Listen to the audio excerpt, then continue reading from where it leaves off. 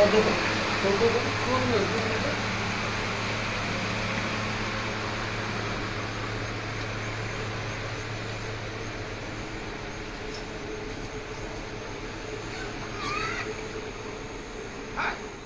বেড়াডিতে আমরা বেড়াডি ইকো রিসর্টে এসেছি।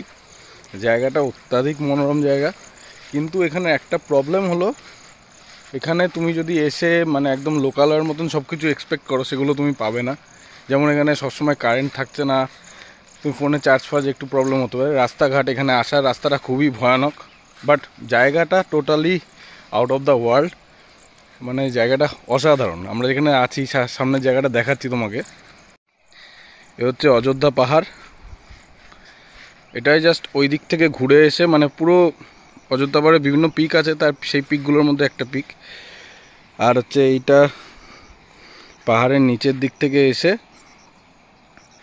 এই জায়গাটাতে ঠিক আমাদের ইকো রিসর্টটা। অসাধারণ জায়গা। রাত্রেবেলা একদম সব কিছু চুপচাপ শান্ত থাকে, তখন আরও ভালো লাগে। এরপরে কখনো আসলে আমি নিচে লিঙ্ক দিয়ে দেবো, সেই লিঙ্ক থেকে তোমরা বুক করতে পারো। সকালবেলা এরকম ব্রেকফাস্ট, সাথে 4 বেলার থাকা খাওয়া দিয়ে একদম 1200 টাকার মধ্যে একদম উপযুক্ত জায়গা। সাথে রাতের বেলা তুমি চিকেন বারবিকিউ করতে পারো, বাইরে ক্যাম্প ফায়ার করতে পারো, সেটা যেটা তোমরা চাও সেটা করতে পারো। তোমাদেরকে ডিস্টার্ব করার কেউ নেই, একদম মাস্ট রিকমেন্ডেড জায়গা।